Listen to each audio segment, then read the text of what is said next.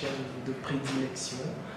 Nous sommes dans ce programme Catharsis qui est prévu ou préparé pour tous les citoyens du monde. Et donc, une émission programmée pour une expression citoyenne. On aborde toutes les questions sans tabou, on aborde toutes les questions avec profondeur. Et aujourd'hui, vendredi, 11e jour du mois d'août dans 2023, nous recevons le coordonnateur provincial de la Fondation Toumba Momba, M.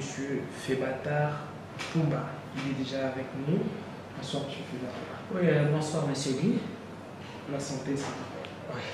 Maintenant, les coups. Voilà. Coordonnateur provincial de la Fondation Toumba Momba. Dites-nous, qu'est-ce que cette fondation? Oui, merci beaucoup. La Fondation Toumba Momba, c'est une fondation qui a vu jour au mois de mars de l'année en cours. C'est l'initiative ou la vision de Mme Uzette Toumba qui, après avoir parcouru avec nous la RDC en général et en particulier la province du Kasaï oriental, où on l'a amené dans des différents points, a trouvé qu'il y a beaucoup de besoins de la population et qui demandent l'implication de tous et chacun. D'où chacun doit contribuer, chacun doit participer en ce qui les concerne pour relever ces défis. La misère, la pauvreté et consorts. Et on a trouvé qu'il y a des questions qui sont liées à la politique, c'est-à-dire qui peuvent ou ne peuvent trouver solution, qui parlent de politique, et aussi des questions dont nous-mêmes, tant que population, tant que natifs de cette province, nous pouvons aussi trouver, ou de ce pays, nous pouvons aussi donner quelques solutions. C'est dans ces contextes-là qu'on a récolté les besoins de la population. On a eu l'idée d'avoir notre socle qui est la fondation. Et Mme Uzette a trouvé mieux d'avoir une fondation qui doit travailler dans les deux secteurs. C'est-à-dire, nous devons, et nous sommes en train de travailler dans le secteur développemental et aussi le secteur social. Dans le social, c'est là où on assiste les gens de troisième âge, les écoles, et c'est du bénévolat qu'on fait, les aides et consorts et assistance.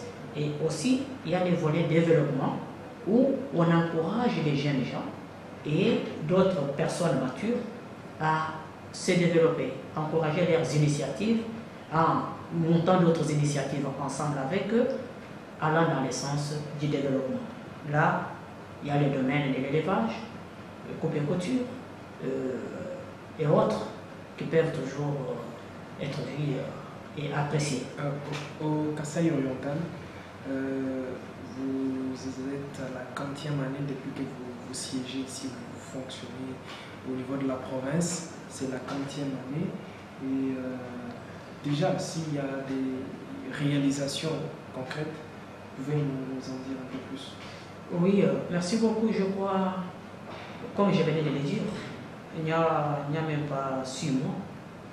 Il n'y a même pas 6 mois, mais il y a des réalisations. Il y a des réalisations. Nous avons commencé au mois de mars, où nous avons fait les récoltes des données. Après récolte des données, nous avons priorisé, analysé et priorisé les besoins et on a commencé les actions. C'est sûr qu'aujourd'hui, il y a des écoles qui ont bénéficié même des dons. Il y a les écoles qui ont bénéficié des dons, des écoles tellement oubliées. Les écoles ici en ville de Mbujimai ou bien à l'intérieur de la province? Sûrement. N'oubliez pas que sur cette ville, il y a des écoles qui, si vous entrez, vous pouvez oublier même que vous êtes ici en Mbujimai. Il y a les coins, des endroits ici en Mbujimai, donc quand vous vous retrouvez à ces endroits-là, vous oubliez même les quartiers dont on vous avait donné les noms, vous allez demander c'est quel village. Il y a des endroits pareils. On a trouvé que ce sont des gens oubliés. Comme je vous avais dit que je suis le secrétaire général du réseau La Voix des Oubliés, c'est-à-dire que nous sommes en train de toquer les portes des oubliés. Et on les sert aussi. C'est-à-dire que ces écoles-là ont bénéficié, ce qu'elles ont bénéficié. En dehors des temps, il y a les écoles qui ont eu des machines à coudre, là où ils ont de la section couture. Voilà, il y a des machines à coudre. Et ces machines à coudre-là, on ne s'est pas limité seulement aux écoles. Nous avons regroupé les filles mères, les filles délaissées, ou les filles dans le souci de se prendre en charge, n'ayant pas bien terminé leurs études, ou d'autres qui ont terminé mais qui n'ont pas un métier. On les a regroupés et il y a des centres de formation aujourd'hui. Nous en comptons au moins 4 qui sont déjà, je dirais, opérationnels. On peut les trouver dans quels endroits? Oui, quand vous allez du côté Kasavubu, il y a une école musulmane quelque part en bas là, du côté Kasavubu là, un endroit où nous invitons les uns et les autres de visiter et voir. On a donné des machines. Là, c'est pour les mamans de ces quartiers-là qui doivent s'adapter, tant soit fait, avec les moyens de bord, on peut voir en quelle mesure les soutenir encore d'une autre manière. Je crois que la visionnaire est toujours prête. Bientôt là, elle sera encore ici pour évaluer ce qui est fait et ce qu'on doit encore faire avec elle. En dehors de ces machines-là, je crois qu'il y a eu une grande formation ici en saponification. Il y a eu une grande formation en saponification où aujourd'hui nous avons des gens capables de produire des produits comme des bactéries et autres. C'est la façon d'accompagner la population qui a été toujours marginalisée, qui a été toujours chosifiée. Excusez-moi les termes chosifiés. Pourquoi j'ai dit chosifié? Bon, un humain comme vous, puisque Dieu vous a élevé, vous avez de l'argent, vous êtes soit un homme politique, soit un homme d'affaires. Il vient, même si vous pouvez l'aider, il ne faut pas jeter de l'argent. Mais c'est la population qu'on déconsidère. On jette de l'argent, il y en a qui se blessent même, on jette des habits. Non, c'est ainsi que nous avons une considération. La fondation est là, apprend aux gens comment se prendre en charge, comment travailler eux-mêmes pour avoir leur pain quotidien et non pas tendre la main à tout moment. C'est ainsi qu'on est en train de les sélectionner. Les jeunes dans l'entrepreneuriat, nous devons étudier aussi leurs besoins. Il y en a avec qui on est en train d'analyser ensemble, entre-temps avec la fondation, voir en quelle mesure on peut résoudre tant soit fait leurs préoccupations. En dehors même de ça, en dehors de la formation, mais il y a déjà quelques produits qui sont disponibles. Les produits qui sont déjà sur le marché. Disponibles pour appuyer les uns à fabriquer les savons. J'ai parlé, la saponification apprend beaucoup de choses. Il y a même des parfums qu'on peut fabriquer. Il y a beaucoup de choses, mais pour le moment, il y a déjà des produits disponibles pour fabriquer des savons, même des types Monganga et consorts. Mais nous y allons molli, mollo, parce que là, c'est déjà la technique, c'est déjà la technologie. On invite des experts de gauche à droite pour vraiment renforcer la capacité de nos populations-là et les rendre utiles, rendre nos populations utiles. Mais vous avez dit tout à l'heure que vous faites du bénévolat pour amener la population à l'autosuffisance, afin que la population se prenne en charge elle-même. Comment vous faites lorsque vous faites appel à certains experts, certains techniciens qui viennent pour apprendre évidemment le travail à vos membres, à la population? Comment vous faites pour les rémunérer? Oui, merci beaucoup. C'est tel que, c'est-à-dire on ne change pas la roue. Ici, nous avons dit que c'est du bénévolat. Le bénévolat, qui fait le bénévolat, c'est la fondation. C'est la fondation et a un titre. Nous avons parlé de Madame Tomba Niamouine, Isette, qui a toujours mis les moyens pour prendre en charge les formateurs. Et peut-être faciliter encore même des supports des apprenants. Voilà comment nous parlons de ce niveau-là. Et ça, notre souci, c'est avoir les gens capables de faire quelque chose. Comme nous l'avions évoqué, vous comprendrez que cette population a des besoins. C'est ce que nous avions placé des besoins là, des désordres. Il y a l'ordre où nous-mêmes, la population, nous pouvons agir, mais dans nos visites, nous avons trouvé que la province est délabrée. Délabrée, bien sûr. Nous félicitons et nous encourageons les efforts du chef de l'État avec le gouvernement central aujourd'hui, que nous nous retrouvons dans un chantier. Le Kasaï au délotage est un chantier. Actuellement, ça, on ne doit pas vraiment nous jeter des fleurs au chef de l'État. Nos encouragements, nos remerciements, mais ce n'est pas fini. Ce n'est pas fini.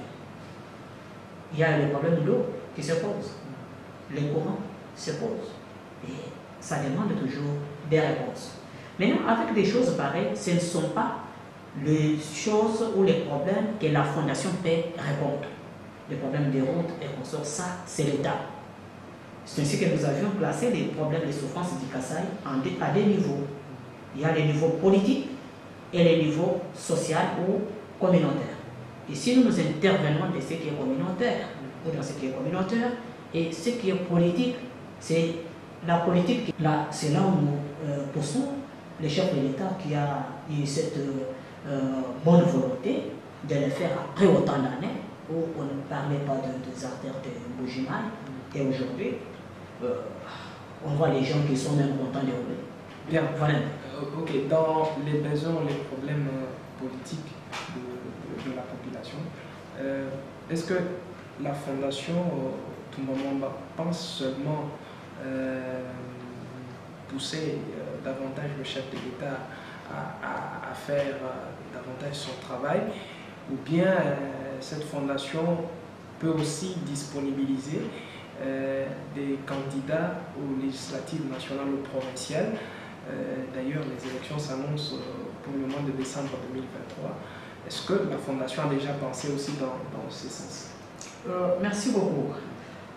J'étais content un jour de suivre un monsieur que je connais bien des droits de l'homme, à Kinshasa, qui parlait, avec moi, qui dit, cette fois-ci, nous avons analysé et trouvé que les gens qui ont beaucoup vécu dans les sociales connaissent bien les problèmes de la population. Et ne soyez pas surpris que cette fois-ci, vous trouviez beaucoup des acteurs de la société civile se lancer dans la course. Pourquoi? Puisque, quelque part, nous ne disons pas qu'il y a eu échec au niveau de tout le monde, des politiciens, mais nous avons trouvé qu'il y a eu l'oubli. Et on a oublié beaucoup la population. Si vous entrez dans beaucoup d'analyses aujourd'hui, dans beaucoup d'institutions de l'État, que ce soit à l'Assemblée nationale, que ce soit au Sénat, que ce soit dans les assemblées provinciales, vous allez constater que beaucoup, ce sont les intérêts personnels. Ça, nous ne pouvons pas nous voiler la face. Vous trouvez les gens se tirailler, se battre, et quand vous posez la question où est la part de la population dans ce que vous faites ici, il n'y a pas la réponse. Il n'y a pas la réponse. Alors, c'est ainsi que les gens qui connaissent les problèmes de la population peuvent bien les défendre. Ça, nous soutenons. Nous soutenons. Là, j'y vais très vite pour répondre. Nous aurons à soutenir toute candidature qui sortira de la société civile, mais pourquoi pas de la Fondation tout le monde. Mais si elle-même se lance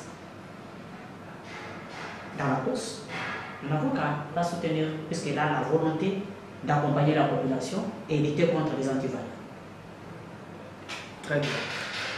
Chef Bakar, quel est le plus grand rêve de la Fondation Tombamouba?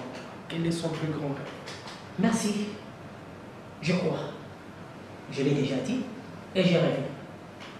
Tombamouba va voir cette population devenir responsable. Je m'en Devenir responsable politiquement parlant ou bien aussi de manière sociale? Et là, j'ai tout mis. Je vous dis, j'ai tout mis. Que ce soit sur le plan politique, le plan social ou développemental, en tout. C'est-à-dire quand on vient, on parle. Il n'y a pas longtemps, il y a eu la journée internationale des parents. Mais est-ce que réellement, nous avons combien de parents ici dans les Kassaï? À la mi-part, on n'a pas payé, jusqu'à là. La rentrée scolaire s'annonce. Quand est-ce que les parents Niba auront à organiser la rentrée scolaire de leurs enfants? Allez dans les secteurs, dans les fonctions publiques, vous allez constater qu'il n'y a pas eu paye. Si ça a commencé, c'est maintenant. C'est-à-dire c'est avec un retard. Quand est-ce qu'on va payer encore pour le mois d'août? Or, les parents ont le devoir de suffire aux besoins de leurs enfants. Mais s'ils ne parviennent pas, sont-ils des parents?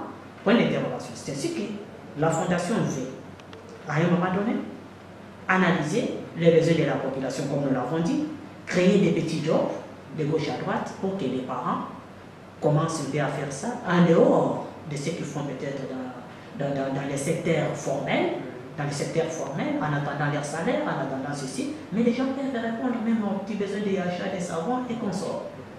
Et avec la politique améliorée, quand je parle de la politique améliorée, c'est-à-dire le politicien d'aujourd'hui, où on va éjecter d'autres politiciens sociaux, je dis bien politicien social, c'est-à-dire un politicien qui est socialiste, qui vient de la population, qui connaît bien les besoins de la population, qui a fait des mappings, qui connaît que dans tel coin, si on veut résoudre, puisqu'aujourd'hui, même dans la fondation, vous trouverez qu'on n'a pas de projet que nous avons conçus nous-mêmes, mais tout ce que nous avons eu comme projet, ce sont des projets conçus avec la population. Tout ce que vous ferez pour moi sans moi est contre moi. Nous sommes contre les histoires de voir aujourd'hui, vous allez à l'Assemblée provinciale, il y a un budget qu'on vote, mais un budget là qui vient de Kinshasa, on dit que non, ça a été déjà voté dans l'Assemblée générale, dans l'Assemblée nationale. Mais qu'est-ce que ça veut faire ici? À un moment donné, excusez-moi de dire, avec des réseaux, les bénéficiaires. Je suis du réseau là-bas des oubliés qui a toujours eu la chance de participer aux analyses budgétaires avec l'Assemblée provinciale. Mais à un moment donné, dans les mandats passés, nous avons assisté à des choses. Nous cherchons la vie, mais vous voyez, dans les budgets de la province, on nous ramène un problème de frigos mortiers. On dit non, on a doté 19, la province du Kassai oriental avec 19 frigos mortiers. Je me suis étonné, je dis, nous cherchons la vie, vous nous amenez la mort. Non, non. Si vous avez besoin de la mort, mourrez, mais laissez la population vivre. C'est-à-dire, ici, cherchez-nous les trousses de réanimation. Parce que c'est ça, les besoins que nous avons dans nos hôpitaux. Trouvez les trousses de réanimation. Mettez les panneaux là où il n'y a pas de solution du courant. Maintenant, sur nos hôpitaux et consorts et nos grands centres de santé, trouvez-nous les intrants et les vaccins pour les enfants. Et vous amenez des frigos mortiers. Qui a besoin de la mort? Voilà un peu. Mais si ce projet-là a été conçu avec la population, ici à la base, on allait inscrire réellement les besoins exprimés par cette population. C'est ça l'idée, c'est ça notre méthodologie. C'est ainsi qu'aujourd'hui, si nous voulons faire aujourd'hui avec vous, nous disons, Monsieur Guy, qu'est-ce qui vous intéresse plus? Qu'est-ce que nous pouvons faire avec vous pour que vous alliez loin avec vos projets? Voilà, moi, présentement, je suis journaliste. Voilà ce que je fais, voilà. Il me faut tel matériel, puisque je vais atteindre tel niveau. Non, mais ça, avec ça, bon, on voit aussi nos moyens. Est-ce qu'avec tel matériel, ça ne peut pas aller? Bon, ça paye pour un temps, mais ok, mais nous vous dotons de ça. Quand la personne est consciente de ce qu'il prend, il sait s'adapter. Ou, si on trouve avec le moyen que non, ce que vous dites, c'est normal, avec notre petit budget, on paye, on y va et vous verrez que c'est une réussite. Pourquoi? Puisque c'est un projet que nous avons élaboré ensemble. Voilà un peu pourquoi je dis que le projet ou la façon du travail dans notre fondation, c'est un travail que nous faisons ensemble. Et c'est pour ça que ça doit réussir, puisque ça doit répondre réellement aux besoins de la population concernée. Très bien. Peut-être dans la chute de notre entretien, aujourd'hui, la fondation Tumbamomba compte combien de membres? Je vous dis, la fondation a beaucoup de membres. Nous sommes au-delà de 8000 membres, et dans peu de temps, Et au-delà de 8000 à travers la province. Oui, à travers la province. Parce que moi, je gère la province. Voilà. À travers la province, nous sommes dans des villes. Et les conditions pour devenir membre? Merci beaucoup. Les conditions, il n'y en a pas de dire. Pourquoi? Le projet que nous avons intéresse presque tout le monde. Je n'ai vu personne qui est entré en contact avec nous et qui s'est méfié de nos projets ou qui n'a pas voulu s'adhérer. Et l'adhésion, c'est marier seulement la vision. C'est ça la vision. Si la vision vous intéresse et vous vous approchez de la vision, automatiquement, vous êtes là. Qui ne veut pas le développer? Je ne crois pas qu'il y a. Il les manifeste peut-être par la faiblesse et consorts, mais en soi, chacun aime se développer. Voilà. Bien. Monsieur Febata, nous avons épuisé tout ce que nous avions comme question, à moins que vous ayez quelque chose à ajouter de ce qu'on n'a pas évoqué dans notre questionnaire. Oui, tout ce que nous pouvons dire aujourd'hui, nous invitons la population de la RDC d'ouvrir les yeux. D'ouvrir les yeux. C'est-à-dire que la population sommaire nous donne... La population, des fois, est distraite.